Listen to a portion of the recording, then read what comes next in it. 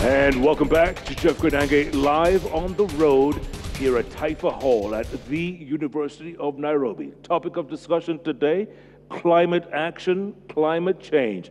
Great panel of discussing this topic right here. Everyone from the German ambassador to Kenya to activists and stakeholders to policy analysts. That's what we're talking about. It's a topic that cannot be exhausted in one night. We'll obviously continue this going forward, but in the meantime, let's get some more thoughts before we get some closing thoughts from my panelists. Ambassador, real quick, before we get closing thoughts, when it comes to green energy, what lessons can Kenya learn from Germany or vice versa? Well, in this case, I would rather go for vice versa, because you're at 94% green energy in your basket. We are at 55, which is a record for us last year. We want to go to 80% by 2030. Unfortunately, we don't have a rift valley in Germany with the geological conditions as you have for geothermal. But I think what we can learn is that you took very early the very correct decision to invest a lot of money and resources into this, and Germany helped from the very beginning in the 80s to develop Olkaria, for example, and then keeping up the level of ambition. And I think it's a clear commitment of this government to go towards 100% by 2030, 100% renewables.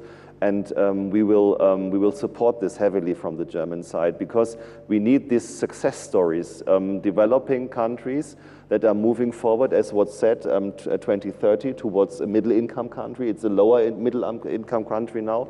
It should be a real middle-income country or even more, but without replicating the mistakes of the West and the North in industrialization based on fossil fuels. And I think this is what we can learn. I mean, what you can learn probably from us is we have a relatively developed regulatory system with regard, for example, to feed-in tariffs. So if you have a solar panel on your roof and you produce more energy than you need, you can sell it to the market and you get money out of it. So these sort of things, I think Germany is quite developed. Of course, technologically also we are quite developed in green hydrogen, but also in modern forms of solar and also in wind. So there's a lot that we can do together, and we are already doing together, but it's not about you only learning from us, it's only also us learning from you. And because it was mentioned with the indigenous and youth initiatives, I think also there we can learn a lot. We are also supporting this sort of work already with the International Climate Initiative that we are financing, and I visited 12 projects that presented their work in Nairobi recently, and I was really impressed what was done also in the Narok area with local communities, increasing the efficiency of GCOs, for example, or bringing sustainable livelihood projects to women in the villages that have an environmental related aspect, or green energy, clean energy, or sustainable water systems on a local level. And I think this is what we can do together, and where we can also learn a lot from the experiences in the country. Absolutely. Good points. Good points. Thank you. So let's summarize this going forward. What's the way forward? Elizabeth Wadut, let's start with you from the youthful perspective going forward. I think, number one, we have to acknowledge the power of collective action. And we saw this happening when we had the National Tree Planting Day.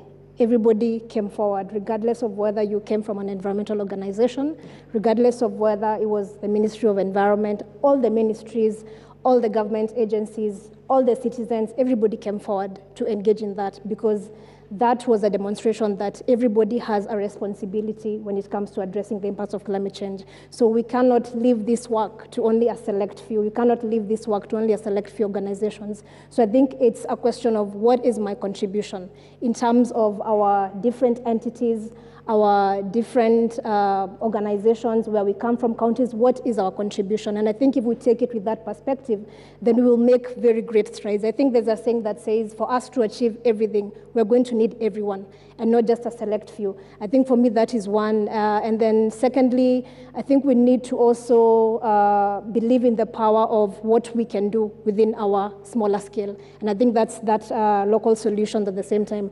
I've had a privilege of working with a number of schools in terms of greening the schools. And I can just give a key example of this school that we stepped into that did not have, only had a single tree. And we realized that these kids were struggling to find shade under that one tree. And then within that perspective was like, how about we start a mini park within this school so that these kids can be able to have, a little bit of more space. They don't have to go for longer distances to access a park. And I think right now, the positivities that come with it are the kids are beginning to now enjoy the green space within their schools, and they're able to see even, insects they never saw before, for instance. And these are stories that inspire them to continue loving the environment around them. And I think for me, that example is, how about even within the settings of the developments that we're having, how about for every new development, even in our city in Nairobi, there's a policy and a law to plant at least a minimum of 20 trees within that surrounding, so that we can be able to create those microclimates within our ecosystems. And I think if we are able to move that way, then the conversations we are having will begin to become a little bit more practical, so that every citizen can be able to relate with the engagements you're having. And I think with that initiative, then it means everybody has got an opportunity to be able to contribute. And I think the other thing, we need to also begin seeing this as an opportunity and create more and more opportunities as well for our young people, for the local communities. And I think creating these opportunities is as simple as well, enhancing even capacity building. How have we been able to outreach many more of these young people and many more of our communities so that they can be a part and parcel of this? And I think that is what also enables us to tap into that power of our collective action. One other demonstration, giving a key example even within the Africa Climate Summit, I think it was very clear that there was a lot of support as well coming in, even to the young people. And the Ministry of Environment, for instance, was very open and welcoming to the young people to be able to get all this information, and even to be able to sit at the table, to be able to engage within this climate summit conversation. So the conversation now is about, how do we keep up that momentum?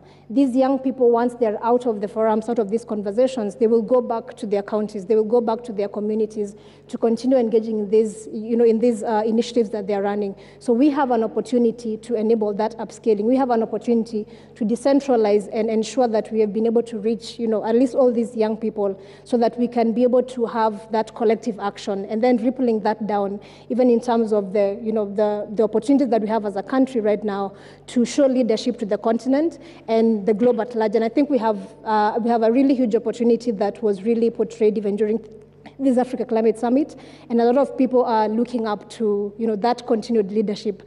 But we can be able to do so much more if we invest in our young people and invest in locally led solutions in a bigger scale, and then continue to understand that every person has got a contribution to make. Absolutely. And all of us need to participate. Sure, absolutely. Michael Okum. Let me start from where she has left. Every person has a contribution to make in this space.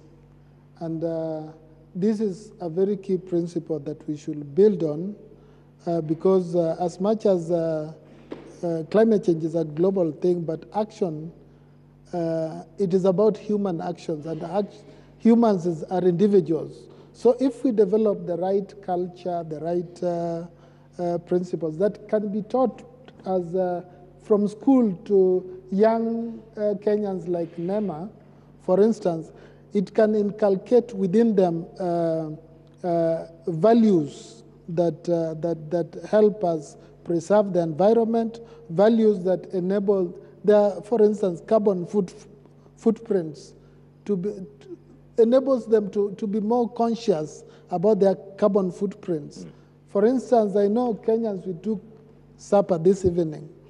It is important for us individually to ask ourselves, like, for instance, how much food did I leave on the plate that will go to waste and is going to rot and produce methane that contribute to the global warming? which is a very, very, very basic. In other words, what I'm saying, for instance, from a personal perspective, we could ensure that we consume. I mean, we only serve what we can finish and not lead to generation of more waste. And from the adaptation point of view, it is important that we make use of the very accurate nowadays weather information that is continually being given by the Met Department, so that we don't find ourselves being washed by floods when going home, for instance, so that we are in a position to have more losses and damages in all our aspects of life. But in conclusion, let me say that Kenya is a country that honestly has the most robust legal and legislative frameworks. We have the laws, all the laws that we need. We have the right policies, well-thought policies, well-thought plans. All we need now is for every Kenyan to take part in ensuring that we play our individual parts. We play our own roles in society to ensure that we build a low-carbon, climate-resilient economy. And at the end of the day, we are going to have to get to our dream of Vision 2030 earlier than 2030 and think of bigger visions in the years coming. It's only 6 years away, you know that. I know. It's possible. Okay. Nothing is impossible. Mithika Mwenda. Yeah. So first, I'll start by acknowledging this initiative. It's a very, very good initiative. This today is being the climax. You remember that they have gone around the counties and the grassroots, really listening to people. And I think this is the most important mobilization we are seeing and information sharing. I received, as I was sitting, there are so many texts that we are listening to you. How many people are listening to it, and really the messages, because we have been this process, conversations. And the most important, difficult thing has been, how do we communicate climate change? How do we expand? How do we broaden these conversations? Because it has always remained an elitist, a conversation. So my challenge then, as I finish to the GIZ and the supporters of this initiative, I believe that it is not going to end by this climax. So that's one. Point number two is really acknowledgement. Having talked, policies after policies, decisions after decisions, and everything. You have said Kenya has the Climate Change Act 2016, and now you made it 2023. Of course, you mutilated it. You removed a very important thing. Then we have many other policies at global level, at national level. What is left is implementation. And implementation, I want to insist that, and I will not lie, resources are required. Where are they going to come from? So that's point number two. Number three is about really looking at, are we building the people, building resilience of the people, the society, and economies. How are we going to do that? So UN, that is, the UN will never solve our problem. We have to acknowledge that. The African Union, where we make decisions and the policies, will not solve our problem. Nairobi, actually, Okumu, you seated as the Minister of Environment, will not solve our problem. I believe what I want to say is that the solution remains with the people at the local level. And that's why we are building this movement, and that better, bottom up. What Peter we are calling with Peter, and actually, by the way, we are the ones who invented that locally land. So we are inventors. And so if we building that movement, these young people, they have a lot of innovations. The communities, their policies, they are doing there at county level. I can assure you, we are going to change. We have to create ownership in all the processes, because we do our things here and then forget that the consumers, the last mile people, are the ones who implement. That's why policies fail. That's how decisions fail. They remain just with us, awaiting another meeting so that we implement them. So we need really this kind of process. As PAGJA, with young people, we are building that on 23rd June to 7th July. We are going to be having Nairobi Summer School on Climate Justice, now hosted by all the universities around Mount Kenya.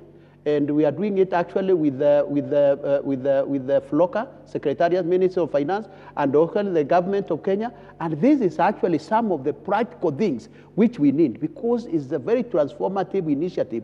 Because these people need to, some of them do not understand actually what we are talking about. This could be their first time to hear about climate change. And you will be surprised that some of those who are walking out were bored. And that's the boring issue of climate change. But we need to make it sensational. We need to bring it to Jeff Koinange and those others so that they can sensationalize and people realize that this is the way we need to live. We cannot ignore climate change. It is impacting us. It is at our doorstep. We need really to change the way we address it. Absolutely. Thank you very much. Thank you. Good job. Good job. Yeah, you can applaud. You can applaud, yeah. Nasrananda. For me, the climate action and development agenda will be won and lost in cities and will be won and lost by local governments, because cities are hubs of opportunities or challenges, and local governments are really the entities which are dealing with communities. And communities being involved means changing that narrative of restoring dignity in a way that the sustainability conversation is inclusive and not exclusive. Right now, if you talk about climate action, a lot of communities don't understand what that is. But if you help them to understand that this river that they depend on to take water, whether it's to drink, whether it's to cook for, is polluted, and how can we protect this river, they start understanding that this is affecting them on a day-to-day level. And that's what needs to change. Climate change conversations are often very technical, very exclusive, very scientific. But ultimately, what are we trying to do? We're trying to ensure that we are empowering communities in a way that their dignity is something they can drive. And that can only happen if we work together in a way that we are talking to each other and not at each other. And I think that becomes critical to unlock a strategy for communities, to bring together the environment and social components, and having the local governments held accountable and serving these communities so that we can unlock business, we can unlock financing in a way that empowers these locally led initiatives at a national level that can then impact the Global South perspective. Because remember, the Global South perspective needs to be different from the Global North perspective, because our objectives, our challenges are different. And that can only happen if we start from the bottom up. Thank you. Absolutely. Good point. Peter Dengo. 3 things. We have talked, but we must do the following. No one should be left behind within the locally led action. 2, nobody, no county should pull anybody behind. Do not misuse climate change fund.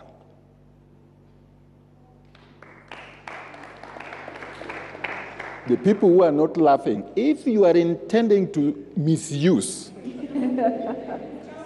please don't, because it is not for you. They are bored. They walked away. The ones who remained here, locally led climate action is at the village level. Do not allow your relative, whether a governor, an MCA, anybody, to deny my grandmother, who is being affected by the flood you see today. I don't want to talk about Dubai. The 4th one, Kenya is a great country. They crowded here last year. They are coming back to crowd here, and I recognize you too. Please, can you say hi to the Sarah? Because with Kenya, the National Treasury and GIZ are the first ever to get $58 million from the GCF to support clean cooking in Kenya and Sierra Leone in a record 1 month. It had never been seen anywhere. We make history. Today again, the first country ever to mobilize and come up with a framework of $1 billion US for climate adaptation, of which FLOC has already received $300 million. Another one is $844 million from IMF. Whether it comes from a loan, whether it comes from charity, we want to build the resilience of the poor people at the local level. And finally, do not migrate, young people. Don't die in the Mediterranean Sea. We have hope here. They are coming here. Don't run. We have a good future for you. And we'll come another day, Jeff, to tell them the truth, to tell them the reality. No talk. It is now action at the local level, and join us. Betheka, you can make it the international with placards. In Kenya now, action at the local level. No consultancies. You should not allow any consultant to come to your village to advise your ward on climate change. No. Just go back. If you are learned, go back and help consult for your grandmother, Pesa Masinani. Asanteni sana.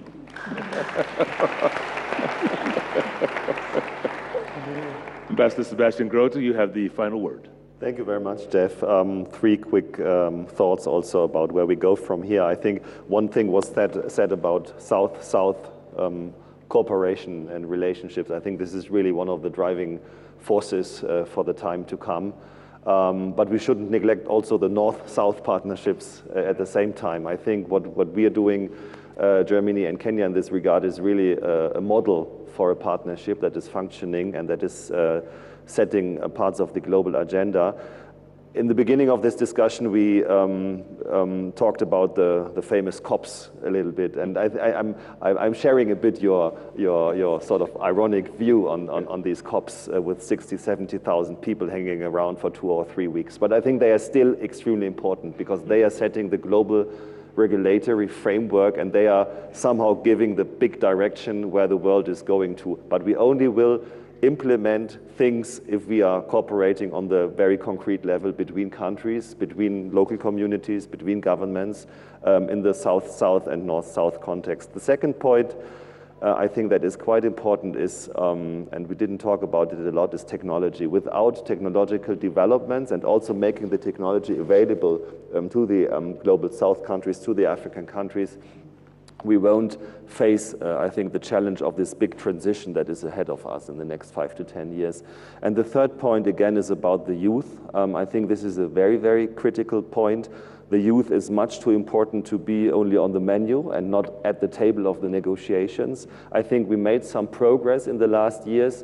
Most of the countries now have youth delegates in their delegations. Also one project of GIZ here in this regard is focusing on the youth up to 17 years old and helping them becoming climate activists, becoming environmental activists.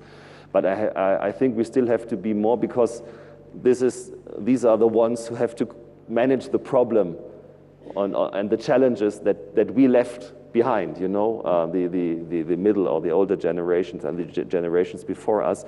So I think this is one thing that we should think about, and definitely we from the German embassy, from GIZ and from the German government, we are partners for the youth, and our doors are always open. Wonderful. Ambassador Sebastian Grote, Nasser Nanda, Michael Okumu, Mithika Mwenda, Elizabeth Wathuti, Peter Dengo. Thank you all so much for your valuable contribution to this very valuable topic. Let's give them a round of applause, ladies and gentlemen. And give yourselves a round of applause. This has been a fantastic audience. Thank you. Thank you for your contribution. We will come back. I saw a hand being raised out here. We have no time for this right now. We will come back to this topic, I promise. We'll come back and tackle it. As long as you guys are still interested, if you want to talk about this, like the panelists just said, we need all hands on deck when it comes to this subject. And leave no man, woman, or child behind. It's going to take all of us to move this forward. So we will come back and we will do it. And thanks again for your contribution. A special thank you to GIZ and the German government. Thank you for making this possible. And let's keep working together. Let's keep talking. Because talk is so important. And you know, not cop talk, but let's keep talking and maybe walking the walk at some point. Walking the talk. There you go. And thank you so much, Citizen Television. Great crew out here putting this production together. It's not very easy to put something like this together, so give them a round of applause as well. Yeah. Thank you so much for your time, folks. Have a great evening. Good night, good luck. God bless Kenya, and God bless you all. Thank you. Asante sana.